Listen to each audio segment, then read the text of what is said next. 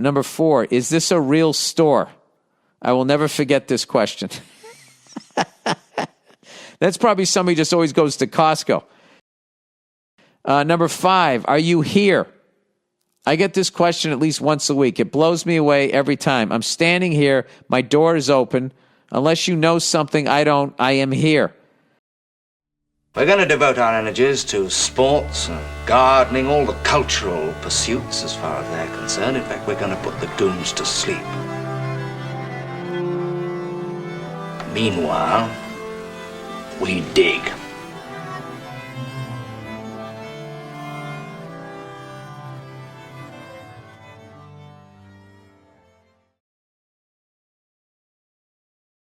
Greetings and welcome to The Anadromist. This is Byrne Power and coming to you from Tbilisi, Georgia, where I've been trying to buy a house and ran up against a brick wall where, because in 4 years I'm going to be 70 years old, they said whatever loan I would have to take out for the house would have to be paid by the time I was 70, because they have a national policy that no one over 70 years old can owe any money. I guess they don't want someone to die on them, and they're going by Georgian lifespans, which are lower than they should be. And so as a result, even though I'm in great health, doesn't matter. So with that in mind, by the way, I've been given until Monday, the newest update on the situation. I've been given until Monday. We basically stalled them till then. Originally it was, we will talk on Monday, but now I've been given until Monday to come up essentially with, will you have the money or not? Now, the truth is not. That is to say, I have 30% of the price of the $40,000 house, but my ability to come up with the rest of it by Monday is probably going to be pretty low. Even though I was willing to do a personal loan here, in exchange, kind of through a notary system with the owner here, they said they didn't want that. They wanted the money up front. So unless any of you have an idea of how I could raise or at least contract with someone for a personal loan or something, by Monday, that particular dream is going to be, well, we'll say deferred for quite a while. And so a good suggestion was to rent a better place and to keep working on this stuff. Maybe my numbers and viewership will increase, and eventually I'll have enough money in a few years down the road. That's all I can do. So there you go. So now, in the spirit of how do you take it when the news isn't good and you don't have everything you want in life, and, you know, I mean, basically this blocks me from buying a house ever through a loan here. It does not block me from buying a house if I had all the money. But alas, I don't. So, again, in that spirit, what should one do when one is faced with a brick wall? Well, I think praying is a good option. Seriously considering what you can and can't do, what you should and shouldn't do. Talking with friends is a good option, which I've been doing. Unfortunately, I have a lot of, shall we say, low rent friends.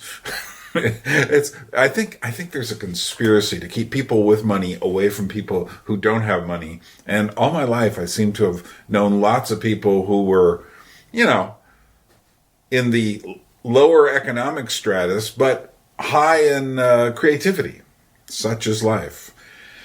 But that dream is kind of like fizzling. I'm trying to figure out, okay, do I get a new place, getting the container here, which now I have enough money to do that very easily. What's the next step? So, you know, do be keeping me in your thoughts and prayers on this. Meanwhile, the best way to handle this, you know, I did a video about a month ago about how to ask questions. And I thought, best way to handle all of this is just let's go for comedy. Let's go for humor. Let's deal with, one thing people don't talk about enough is stupid questions. So I thought I would give you my top 10 stupid questions that I have heard in my lifetime. I'll give you the context for them. And I think you'll find these pretty funny as well. And again, you need a sense of humor when life throws all sorts of stuff at you. If you take everything completely seriously, it's like, oh no, I'm never going to buy a house here. Oh no, my life isn't going to work out exactly like I thought. You will never be able to take the advantage of the good things you have while you have them. So a bit of a sense of humor is good. And I've heard some of the best places for a sense of humor was in the gulags in Russia.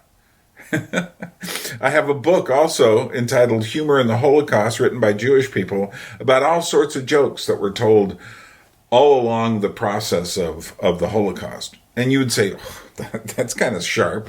Yeah, it is. But it is humor that I think it helps clear the cobwebs of despair out of your head. Because if you feed on those, you can't get anywhere. If you worry, you can't get anywhere.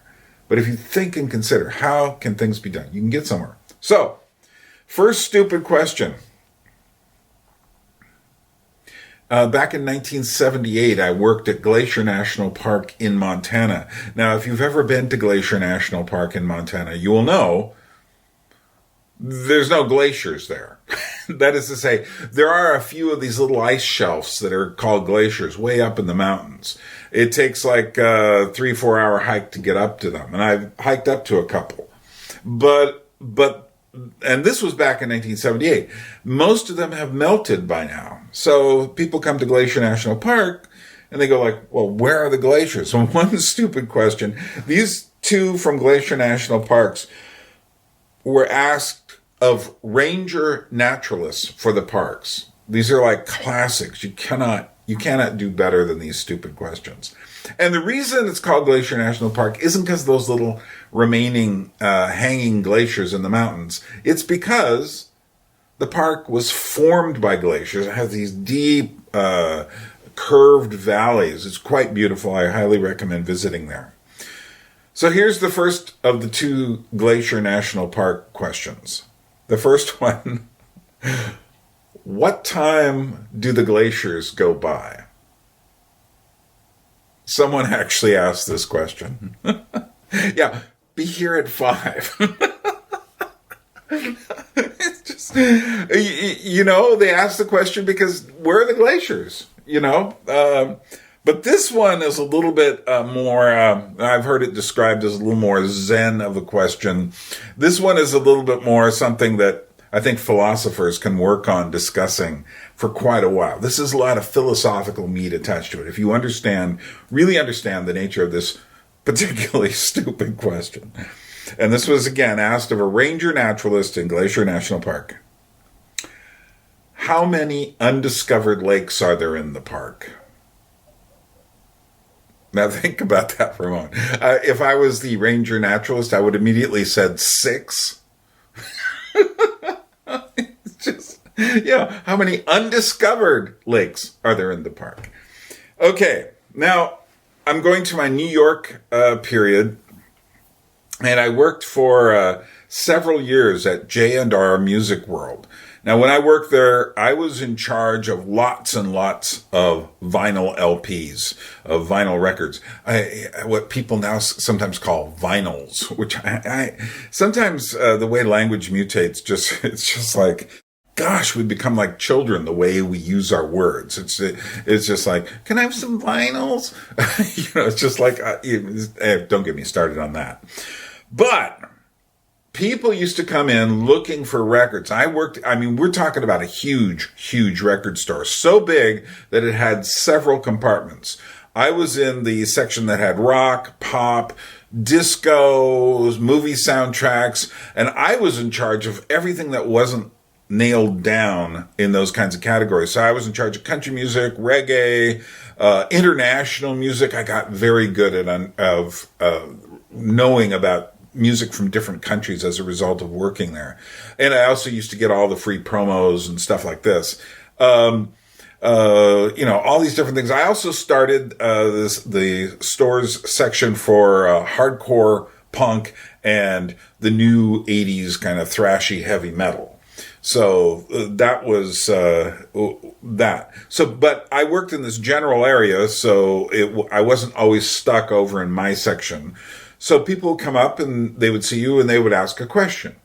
And there are a few questions here that are, to me, priceless. One of them is, someone's looking for the disco records. Now they were, a disco single was about 12 inches wide. It's the size of a record. And one of the questions was, do you have any of those 45-inch disco records here? Because they were thinking 45 speed, but 45-inch. Yeah, sorry, there's not enough room in there for this one. It's like, yeah, we got a whole other store just for 45-inch records. That would be quite funny. And people also used to come up and they would massacre people's names. I remember someone came up asking for Gladys Knight and the Pimps, not Pips. That's what Gladys Knight and the Pips was, this, Motown band group, but Pimps. So, but that's not one of the stupid questions. You get these kind of name massacres all the time. I used to love hearing Jamaican people. This wasn't a name massacre, just a pronunciation. There's this one Jamaican guy who would always come up to me and say, do you have any Jim Reeves? And he would just stretch this Reeves out. And it turns out Jamaican people really like country music, many of them. It's just one of those odds and ends you would never learn if you didn't work in the music biz. Here's another of the truly, truly stupid questions. I'm going to do these next two in kind of a Long Island or New Jersey kind of accent. Some guy comes up and goes, I looked under Z, I didn't see any Zeppelin. To which I would say, did you try looking under L for Led Zeppelin? And the guy goes, oh yeah! Okay. We used to joke amongst ourselves. We needed a section just under F for all the bands. It's just like, do you have any effing Priest? Do you have any effing Sabbath? Another one like that, but even better. And if you know your alphabet at all, and if you know how categories are supposed to work, and if you know about the words with the letter the in front of them, we usually don't count the, although digital alphabetization has made people totally stupid again. So that people search for things by the instead of the name of that follows it. Or they search for things by the first name of the artist instead of the last name. But that's something I don't want to go too far into. But to show you how stupid it sounds, a guy walks up to me and says, The Who. Are they under T or W? I looked under T and I didn't see any. Try W. But this comes from a poor educational system where, if everything was under the or a, there would be huge sections under the. How would you use that as a categorization system? That's why we don't use them under the. But I like that. The Who. Is it under T or W? I looked under T. I didn't see any. Try W. Oh, yeah. Okay. Here's another one. This one's takes a bit. We had a separate classical music store. And we had a separate jazz store as well. And it was just about 3 doors down the street. So this guy walks in and says, do you sell any classical records here? Now, this guy's more of we were down near Wall Street, more of a Wall Street businessman. He comes in and goes, do you sell any classical records here? And I go, they're down the street, a couple of doors. And he goes, oh. He goes, not even one? The first question isn't the stupid question. It's his response that's the stupid question. Let's say I had one classical record in the store that sells rock and popular music. Let's say I had one. What are the chances out of the thousands of classical records that have been made that it's the one you're looking for? It's just crazy. Okay, this one's a little more involved. It's going to take me a moment to explain it to you. And this happened to a friend of mine who was working in the cassette department. Now, cassettes are really small and can be shoplifted easily. So we put the cassettes behind a glass case, and the clerk, the guy on the floor, would have a little key. He would open it and pull it out for you and then close again and lock it. And this is New York. If you don't do that, you will lose them all. So this old Italian guy comes in to the cassette department, and he's looking in there, and he finds this section that has a lot of the crooners like Frank Sinatra. Now, in the sub-Frank Sinatra category, there is this Italian singer named Jimmy Roselli, which the chances of any of you actually having heard of Jimmy Roselli watching this right now are so small as to be insignificant, because he was only sold to people who actually spoke Italian but maybe New York Italian, spoke Italian, lived in an Italian neighborhood, and it's just like, what's Grandpa listening to? Jimmy Roselli, okay. So, the guy comes up, and he sees this cassette that's entitled Jimmy Roselli live at Carnegie Hall, with the words "sold out" across the title, as if to imply that Jimmy Roselli is pretty hot stuff among Italian New Yorkers, and he sells out Carnegie Hall. Wow. I can't even tell you what Jimmy Roselli sounds like, because I never bothered to listen to them. But evidently, amongst Italian Americans in the 1980s, he was pretty hot stuff. So the guy says to my friend, he opens it, he says, "Do you have another one of these Jimmy Roselli at Carnegie Hall cassettes?" And my friend says, "Do you want two?" Because there was only one in the case. And he goes like, No. This one's sold out." It's like genius. It really is genius. Okay, now let's go to Alaska. I lived in Haines, Alaska for 22 years. I worked for the last, I'd say, 11 years or so in the tourism business, taking people on tours. I would drive, I was often the bus driver, and I would drive people up to go on raft trips. I was also familiar with a lot of the other trips, and later I took people out to see bears fairly predictably. Now, there's a whole story related to that I'm not going into. I used to, before we'd get there, I would say things like, so you need some rules before we see the bears, because we're going to be outside the vehicle. There's not going to be a fence between us. And rule number one, listen to me. No matter what happens, listen to me. I'm trained to deal with bears. You're not. If I say come back, you don't sit there and try to get another photo. You come back. Anyway, I'm not going to go into that, because not a lot of stupid questions there. Very stupid incidents, but that's a different issue.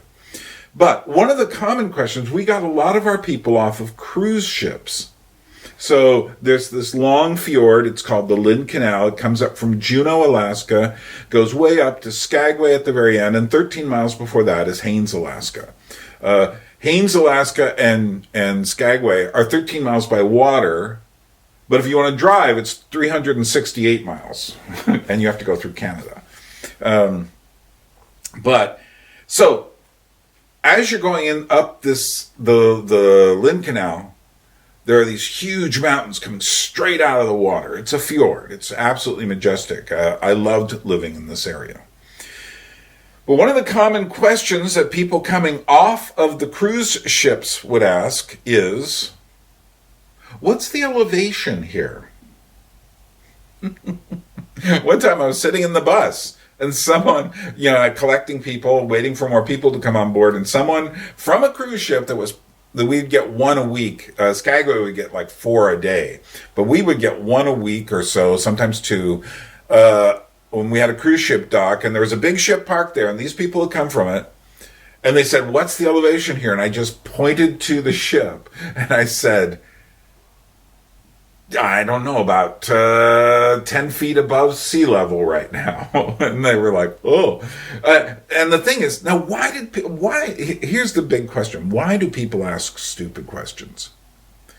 Part of it is they get confused. You see, the mountains there that are coming straight out of the water look like mountains that you would find at much higher elevation. And the reason for this is you're further north. And so it short circuits people's brains, and so they think we're way up in the mountains. Once you get off of the boat and you go inland a little bit, you feel like you're in a mountain village in Switzerland. Like, I don't know, 1,000 meters up, 4,000 feet up. That's what it feels like. But you are basically at sea level. But I think we all have areas of specific stupidity. That is to say, if I go in to buy, a house in Georgia, I am totally stupid. I was going to say a refrigerator anywhere, but a house in Georgia, I am fairly stupid when it comes to buying a house, as I'm discovering. I don't know much about it, so I will do things, and I've gone on this house looking and buying process. I mean, since August 1st, we'll say, until now, which is around December 1st, all of that time, and doing all sorts of crazy stuff, trying to get money from, through the banks and all this stuff. And no one ever thought to tell me, we're not going to give a loan to anyone over 70 years old until the last time. It's just like, and I assume they assumed it, and I'm feeling stupid. But that's the way it goes when you don't know where you are. It's the same. People used to come into. I worked in I worked in two different record stores in New York City. The second one was a much smaller independent record store where I also bought and sold used records and stocked the store with them. Didn't work as much at the store. I let the records, the vinyls, do their business for me. But people would come in and they would bring a list that they'd gotten from the New York Times of the best records of the year. Now, you can imagine the kind of people who are going to the New York Times for their record recommendations for the best of the year.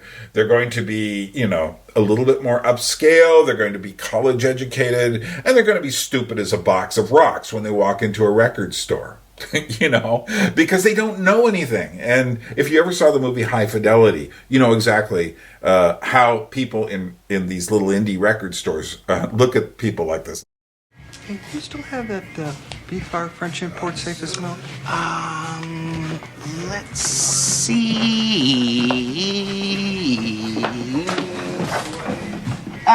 Yes, here it is. Yes. How much you want for it? Oh no. You know what? I don't think I'm selling it this week. It's kind of like, okay, it's amateur hour. It's Christmas time. People are coming in, have no idea what music actually is. And in fact, here, I'll give you one little juicy tidbit just to show you how stupid people in the music industry are. So, you remember the band Van Halen? You remember David Lee Roth was the main singer. He eventually quit the band, went out on his own. And then he made a solo record. Anyway, early 90s, he comes into this store that I'm selling records out of. And he comes up to me and he's acting cool. Here's the thing. They want to impress us because they know we know stuff they don't know. That is, whoever walks in, they know we're on the front lines of, understanding music. You're out there somewhere. Even this guy, who is like a rock star, he comes up and he goes like, he kind of sidles up to me and he says, so, like, what are you listening to these days? To which I turned to him, you can kind of imagine, I just said, you really don't want to know. And he goes like, no. Whatever it is, you recommend it to me, I'll buy it. And I go like, you really? Ask someone else, because I'm not listening to cool stuff. And he goes like, no, really, I want to know. And he goes like, you know who I am? And I go, and I pulled my best New York attitude on him. I goes like, yeah, I know who you are. So I open up the CD case, pull out one of my own discs that I'd stocked there, and it was a double disc of Greek rembetic music from the 1920s, old scratchy recordings on a double CD of this stuff, and I gave it to him, and he bought it. But, you know, so working in a music store, there is that sense, you get a sense of superiority simply because people walk in, just as if I walk into, buy a refrigerator or a washing machine tomorrow, I know nothing. Or it's even worse when you go to buy a car and you don't know much about cars. They just see you come in, they get their forks and knives out, and as Bob Dylan says, they got to cut something. Well, here's another stupid question from Alaska. Do you take American money here? and the answer is, why, yes, we do. And I've also had the question, do you take Canadian money here? And we were close enough to Canada that we're like, yes, if you wish to leave a tip in Canadian money, and I would always add that word tip, we would accept it. And so I drive, here's my last stupid question. I drive these people up to this river. There's all these rubber rafts. We're sending people down the Chilkat River. It's a long, winding, glacially fed river. They're going to see lots of bald eagles on the way. This is in Haines, Alaska, on the Chilkat River.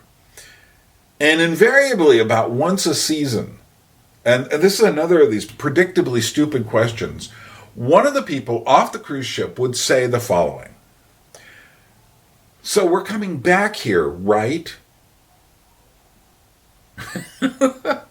and you say to yourself, how do I explain gravity to these people? How do I explain the fact that rivers go downhill? And in fact, where does this kind of thing come from? It comes from, Disney World. It comes from going around the Jungle Cruise and coming back to the same place, which is kind of sad because it says that people no longer have a basic understanding of how a river works. They think like we're going down, release the animals, and when they would get to see them, they'd be like really happy. The bird, if we had a wolf sighting or a bear sighting or something like this, and sometimes there wouldn't be anything, and people would be like, and you go like, it's nature, Well, let's stop there. I've cheered myself up a bit. Haven't you felt a little bit of a? Come on, admit it. You had a little bit of a twinge of a smile somewhere along the way here. And sometimes you need that just to get your spirits up and get back in fighting shape and get back out and start thinking about what you should be doing. Well, if you like this video, you can hit like. I guess it doesn't matter if you hit dislike. My favorite person who kept leaving the dislikes, it doesn't matter now because I'll never see them. Oh, sad. But you can share this video. You can also subscribe to the channel if you haven't done so before. And finally, if you do feel like contributing to the cause, the PayPal link is down below. And also there is the my GoFundMe page. I'll put the link down below. It's still available if you wish to surprise me somehow. But we'll stop there. Meanwhile, like I say, I have until Monday to raise or at least get a loan for $25,000. We'll say the chance of it happening real teeny, but that's okay. We'll go to Plan B, which will be renting another place and just cracking down more on the work I should be doing, which includes writing and making more of these videos for you lovely folks. So, we will meet again sometime in the near future. Thanks for coming with me today. Remember, anadromous means swimming against the stream. And one of the streams you can indeed swim against is the stream that tells you to be depressed and in despair. And there are times, not every time, that's for sure, but there are times when humor is really, really helpful. So, take care. A people without history is not redeemed from time. For history is a pattern of timeless moments.